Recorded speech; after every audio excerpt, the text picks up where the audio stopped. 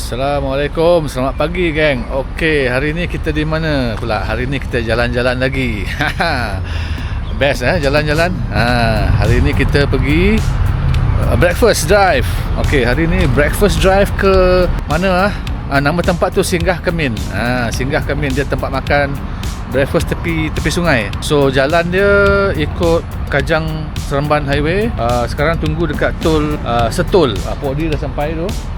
So kita tunggu lagi. Lepas ni kita masuk pantai Temiang Highway. Jalannya macam New Zealand tu kan. First time ni, so nak try lah. Lepas tu kita masuk jalan apa entah tak tahu, lupa dah nama, ke Jeram Toy dan ke Kuala Kelawang. Kuala Kelawang. So sebelum Kuala Kelawang kita singgah breakfast. Mari. 408 GT.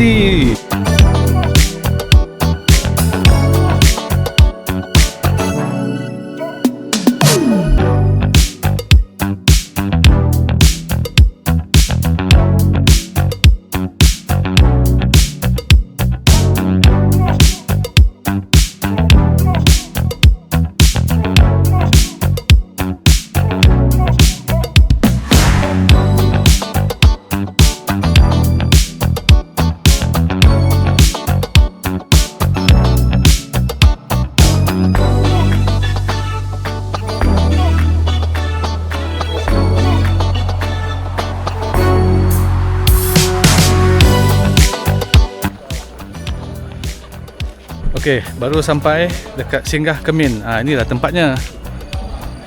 Tepi sungai, breakfast tepi sungai. Singgah Kemin. So kita hari ni kita ramai. Tiba-tiba ramai. Best. Oh, tadi corner-corner.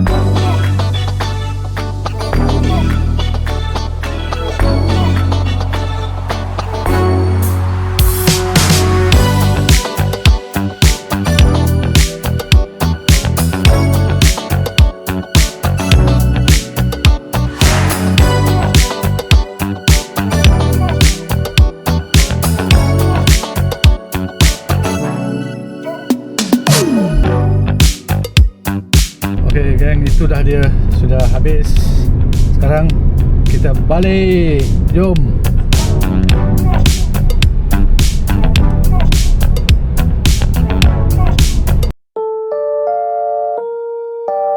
Okay geng, baru sampai rumah. Tadi masa balik, best. Masa pergi pun best, masa balik pun best. Jalan Kuala Kelawang tu memang best lah. Cuma ada traffic lah lebih. So masa naik bukit tadi nak balik, kita bawa laju lah, tapi ada kena potong oleh Supra. Potong dari sebelah kiri, boom, dia jalan, dia pun bagi hadiah. Apa hadiah tu? Jom tengok. Ini dia hadiah dari Supra. Tak tahu boleh nampak ke tak. Sini dia impact. Perak sini, perak sana. Aduh, mana nak cari cermin pula. Minggu depan nak pergi Genting. Penat lah. Aduh, kita nak enjoy jadi lain pula. Tak apalah, benda nak jadi kan. So lepas ni kena cari windscreen lah pula. Lepas tu nak kena bawa balik, letak tin balik. Mungkin kali ni saya letak PPF. Okey, so itulah program kita hari ni. Minggu depan jangan lupa kita pergi Genting, ya. Ya, okey, jumpa di video seterusnya. Bye.